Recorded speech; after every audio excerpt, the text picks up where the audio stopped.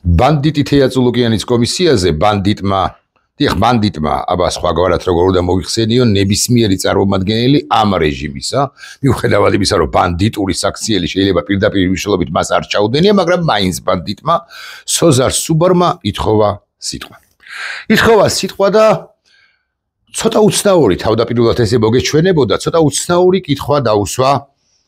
გიორგი გახარიას მათ პრემიერ-მინისტრს მათ რომ შეარჩიეს პრემიერ-მინისტრად და ესე რომ აქებდნენ საუკეთესო მენეჯერს რომ უწოდებდნენ აი იმ გიორგი გახარიას ახლა რომ მოღალატეა იმ გიორგი გახარიას მაპატიეთო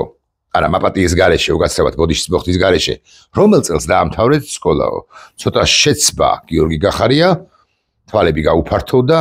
ღიმილი კი არა ღიმი რომ დასთამაშებს ხოლმე იმ ღიმით ჩაიღიმა და უპასუხა 1991 წელს მგონი კი არა 91 წელს ხოდაო შეზახა სოზარ სუბარმა ომშიო რატომ არ წახვედითო აფხაზეთში ომში ობიექტურად რუსების წინააღმდეგ მაგრამ სოზარ სუბარს ხო გონია რომ სეპარატისტებს ვებრძოდით ჩვენ სეპარატისტები გვებრძოდნენ არა სეპარატისტებიც იყვნენ განა არა მაგრამ ეს იყო რუსეთ საქართველოს ომი ამაზე არ გავამახვილებ ახლა ყურადღებას რატომ არ წახვედით და მოსკოვში რატომ წახვედით ლეგიტიმური კითხვაა სოზარ ყოჩახ ჩაიღიმა ამის შემდეგ ალუდა ანტიკეთელაურ ღუდუშაურს ჩაიღიმა ამის შემდეგ თეატრულოკიანს ჩაეღიმა ინჯიას შვილს რომელიც იმხანად რამდენი წლის იყო არ ვიცი ილია ჰქვია თუ არ ვწდები და ის იყო თუ არა ომში რუსების წინააღმდეგ 92-93 წლებში ვერ გეტყვით ალბათ მაინც არა თუ იყო სრულწლოვანი ამ შემთხვევაშიც არა და მოკლედ სხვებს თენგი შარბანაშვილი იყო ხო მას ის მართლა იყო ომში განა არა და თუ არ ვწდები კი არა არ ვწდები ალბათ ირაკლი ქადაგიშვილი წოღოთ სულ კი არ იყვნენ ომში ჩადიოდნენ ჩამოდიოდნენ საბოლოო ჯამში რომელი დიდი მეომარი შეიძლება ყოფილიყო თენგიზ შარბანაშვილი კარგით არ ვილაპარაკოთ ედეპეს ამ ორ წევრზე ყოფილი ედეპეს ყოფილ ამ ორ წევრზე ხო და ჩაეღიმა თეასაც ჩაეღიმა სოზარსაც და მე კიდევ ერთხელ გავიმეორებ რომ ეს არის ლეგიტიმური კითხვა რატომ წავიდა გიორგი გახარია მოსკოვში იმხანად 18 წლისა 91-ში ის შესაბამისად იყო 19 წლის ლეგიტიმური კითხვა მეთქი მაგრამ მოდი ვიყოთ გულახდილნი საქართველოს მოქმედ საკანონმდებლო ორგანოდ წოდებულ პარლამენტად წოდებულ რაღაც სივრცეში პარლამენტი რომ აქვთ ოკუპირებული იქ არის 99 დეპუტატი ქართული ოცნებისა 99-დან არიან ქალბატონებიც რომლებიც ვერ იქნებოდნენ ომში ქალბატონები რომლებიც ასაკით მცირენი არიან პატარანი არიან მამაკაცები რომლებიც არიან იმხანად 92 წელს არ იყვნენ 18 წლისანი როგორც გიორგი გახარია იყო სოზარ სუბარიც იყო სხვები მაგრამ არიან დეპუტატები დაახლოებით რაც მოვითვალეთ 14 თუ 13 დეპუტატი რომლებიც იმხანად ან 92 წელს სრულწლოვანები იყვნენ და სოზარ სუბარს საკუთარი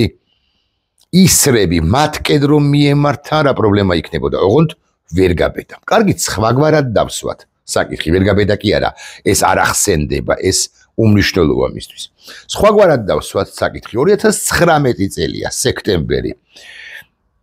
2019 წლის სექტემბერში გიორგი გახარია დაინიშნა მათ მიერ პრემიერ-მინისტრად და 2019 წლის სექტემბერში მათ რა არ იცოდნენ რომ გიორგი გახარია მაშინ 18 წლისა 91, 92, 93 წლებში 18, 19, 20 წლის ახალგაზრდა კაცი 19 წლის ახალგაზრდა კაცი მოსკოვებში იყო წასული 90-იანი წლების დასაწყისში ეს იცოდნენ თუ არა 2019 წელს და თუ იცოდნენ მაშინ პრემიერ-მინისტრად რატო დანიშნეს და თუ დასაძრახიან საკრიტიკო იყო ის რომ გახარია არ იყო ნამყოფი ომში 92-93 წლებში აფხაზეთში მაშინ რაღაცო დანიშნეს საუკეთესო მენეჯერიაო თან გვეუბნებოდნენ ერთ გადახვევას გავაკეთებ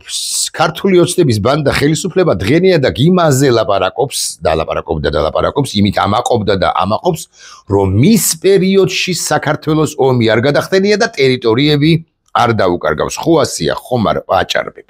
მაგრამ ახლა აღმოჩნდა, აი ამ კომისიაზე გაირკვა სწორედაც რომ ამ კომისიათ წოდებულ თავყრილობაზე, ბანდიტთა თავყრილობაზე გაირკვა ბანდიტთა, იმიტომ კვლავ ვიმეორებ, არა იმიტომ რომ რომელიმე მათგანს ფული აქვს მოპარული, ალბათ არა. სოზარ სუბარს ალბათ ქთამი არა უღია, შეიძლება უღია კიდეც. მაგრამ არა უღია თქვა რაღაც 323 ლარიც კი. მაგრამ ბანდიტები იმიტომ რომ ამ რეჟიმის, ანუ ბიზინა ივანიშვილის მსახურდი არიან. ხო და კითხვა ასეთია. ლოგიკური, არგუმენტირებული კითხვაა. რო ამაყობდნენ და რო გვეუბნებოდნენ რომ ჩვენი ხელისუფლებაში ყოფნის პერიოდში არც ერთი გოჯი მიწა არ დაგვიკარგავსო, აღმოჩნდა რომ 1 მილიონი კვადრატული მეტრი ხო არ მეშლება რიცხვი. 1 მილიონი კვადრატული მეტრი ისიც გასროლის გარეშე, წინააღმდეგობის გარეშე. ანუ დაკარგულა მათი ხელისუფლების პირობებში, ვინმე არ გაბედოს, მათგან და არ თქვას რომ ეს გახარიას ბრალიაო. გახარიაც იმხანად იყო ქართული ოცნების მიერ შერჩეული პრემიერ-მინისტრი, ლიდერი, რომელსაც ალტერნატივა არ ჰყავდა და აი ასე უკრავდა ტაშს თუ ბიზინა ივანიშვილი, თუ თეა წულუკიანი, კადრები არსებობს, მე კი არ ვიგონებ, არქივი ასეთი უმნიშვნელოვანი სირამაა ჩვენ სინამდვილეში, რაც გახსენებს ვინ რა როდის თქვა ან ქნა. ხო და დაიკარგა თუ არა ქართული ოცნების თუნდაც გახარიას დროინდელი ქართული ოცნების პირობებში თურმე მინიმუმ 1 მილიონი კვადრატული მეტრი თუ ამ ლოგიკას გავყვებით. ერთადერთი საქმე, ერთადერთი ჩემი შეფასებით, რაც კი რამ კარგი გაუკეთებია გიორგი გახარიას თუ შინაგან საქმეთა მინისტრობის და თუ პრემიერ-მინისტრობის პირობებში ეს სწორედაც რომ ჩორჩანაში საგუშაგოს ჩადგმა. და როდესაც ქალბატონი წულუკიანი, ბანდიტი წულუკიანი, დავობს იმაზე რომ იცით რა ეფექტურ კონტროლს ვახორციელ ფიჩხები გამოჰქონდათ თუ არა ადგილობრივებს იმ დაკარგული ტყიდან და თუ გამოჰქონდათ შესაბამისად საგუშაგო რაღაცა საჭირო იყო ხო საგუშაგოს ჩადგმის შედეგად მოხდა ოკუპაცია, წულუკიანს ვერ გაუგია მთავარი ისევე როგორც მის ნაჩალნიკს. ვერ გაუგიათ რომ რუსებს საბოლოო ჯამში უკაცრავად სიტყვისა და პრიჩინა არ სჭირდებათ იმისთვის, რომ დაიპყრონ ესა თუ ის ტერიტორია, რაღაცა რუკებით ხელმძღვანელობენ რა 1922-ის თუ 30-იანი წლების. გახარიამ სხვა შორის ამაზეც გაუმახვილო ყურადღება. გახარია რა შეცდომაც დაუშვა, ეს არის ხმა დაბლა იმის შეხსენება სოზარ სუბარისთვის, რომ შენი როგორ უთხრა, შენი აღარ მახსოვს ის სიტყვა ზუსტად, შენი ნაჩალნიკიო, მოკლედ ნაჩალნიკს უბედავ თუ არა, გაუბედავ თუ არა, ამ კითხვასო არა, ნაჩალნიკი არის ზოგადი, უნდა პერსონიფიცირება, უნდა მომხდარიყო, მოეხდინა გიორგი გახარიას და უნდა ეთქვა რომ შენს ნაჩალნიკ ბიზინა ივანიშვილს კითხე აბა ერთი 91-ში, 92-ში აფხაზეთში ომის დაწყების დღეს ან 93-ში 93 წლის 27 სექტემბრამდე სად და გახარია როცა თავხედობამდე მიდიხარ და კარგია ხანდახან თავხედობამდე მისვლა სად ბრძანდებოდა ან სად იყო კი არა სად ეგდო აი ამ სიტყვით უნდა მიმართო და ხმა გააკმენდინო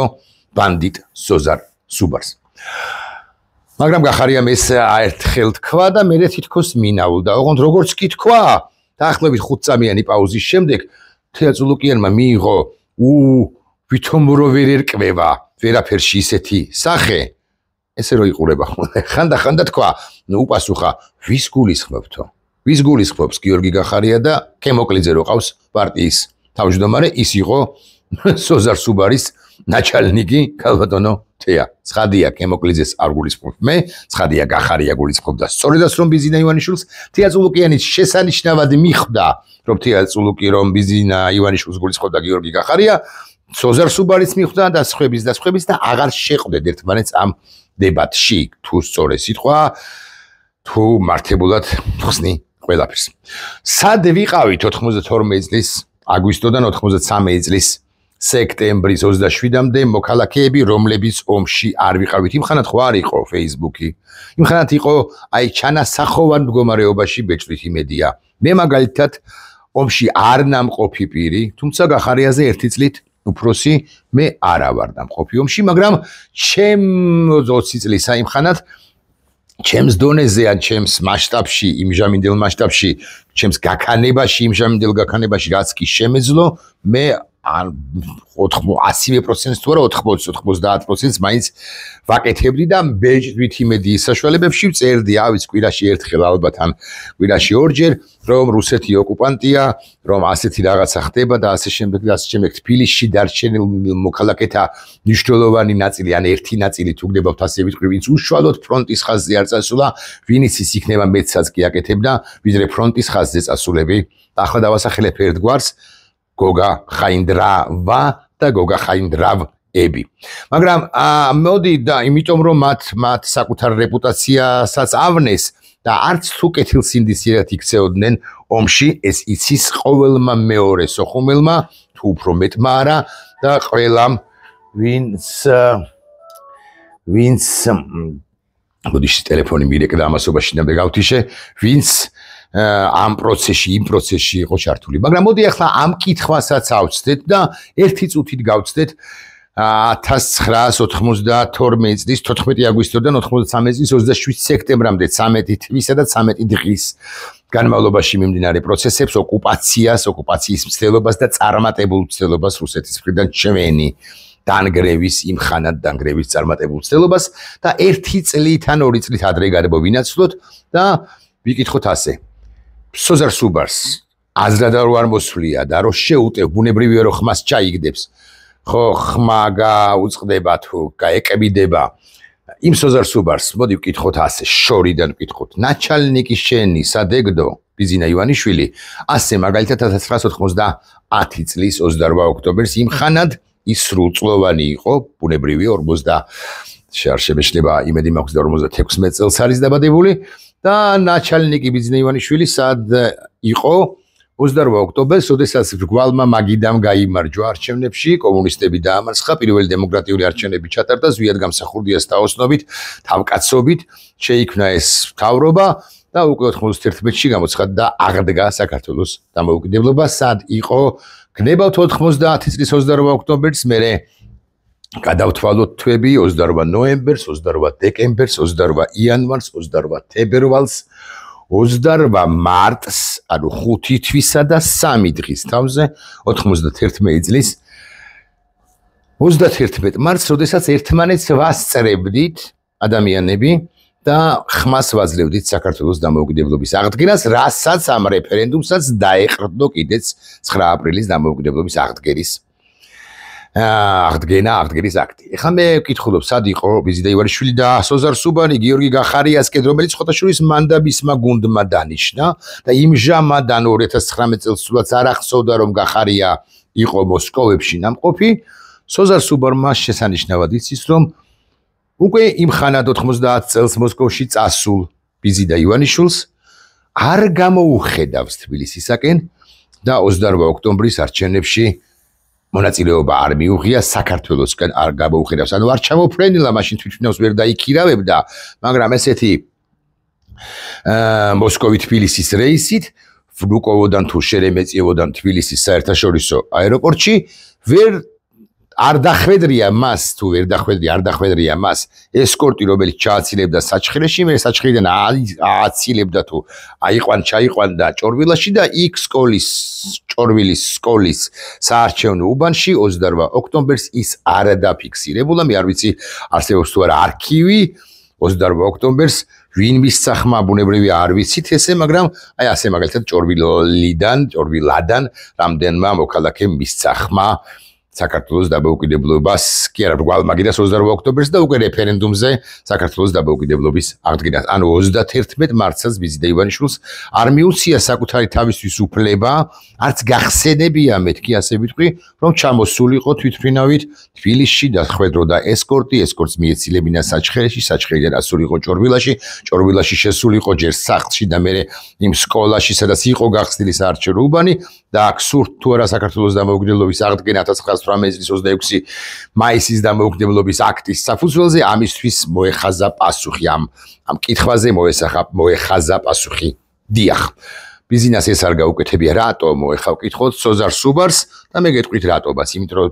ბიზნა ჯერ კიდევ იმ თავითვე იყო სკეპტიკურად გამოკიდებული, სკეპტიკურად განწყობილი საქართველოს დამოუკიდებლობის მიმართ ბიზნეს, ჯერ კიდევ იმ თავითვე სულაც არ ეგონა და არც უნდოდა, რაც თავარია, რომ საქართველოს ყოფილიყო დამოუკიდებელი. ამიტომ ვიდრე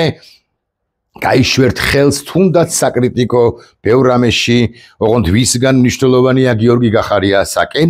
ვიდრე დაელაპარაკებით მას, რა გინდა რა სისულელეზე, რასაც ელაპარაკებით, რა თქმა უნდა, იმიტომ რომ თქვენი საქმე საბოლოო ჯამში არ არის გახარია ჩამოვა თუ არ ჩამოვა, გახარია პოლიტიკურ მოღვაწეობას აგრძელებს თუ არ აგრძელებს, შეეკრება თუ არა ვინმეს, რატომ არის უცხოეთში და ასე შემდეგ. ეს არ არის კომისიის საკვლევის საგანი, ობიექტური საგამოძიებო საპარლამენტო კომისიად წოდებული საკვლევი არ შეიძლება ეს იყოს. ვიდრე ამ და სხვა სისულელეებს კითხავთ, მანამდე მოატრიალეთ თქვენი სიფათები და გკითხეთ ბიზინა ივანიშვილს სად ეგდო 91 წლის 31 მარტს რომ აღარაფერი თქვა 90 წლის 28 ოქტომბერზე. ეს იყო ჩემი რეპლიკა დავარქვათ ერთ წამს სოზარ სუბარის ბოსტანში და აქვე ვიტყვი ობიექტურობისთვის სოზარი ნამყოფია ომში, ოღონდ ისიც რაღაც ფრონტის ხაზამდედაც ვის იყო ოშთხოვში ფრონტის წინა ხაზზე კონდახ პიროთ, კონდახ ნაზაც კი არ აკეთებდა მაინც და მაინც არამედ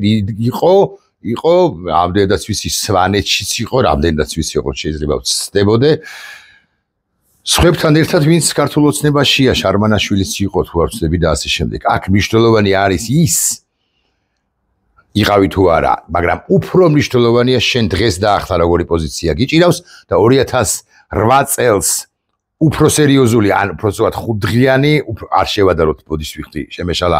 არანაკლებ სერიოზული ომი გადაგხვდა ჩვენ რუსეთთან, მაგრამ თუ ასე წავიდა საუბარი, ხო, ჩამომწკრივდეს ახლა 99 დეპუტატი და 99-მ ჩამაბაროს ანგარიში, ვინ რას აკეთებდა 2008 წლის აგვისტოს ცხელ დღეებში. ნახვამდის.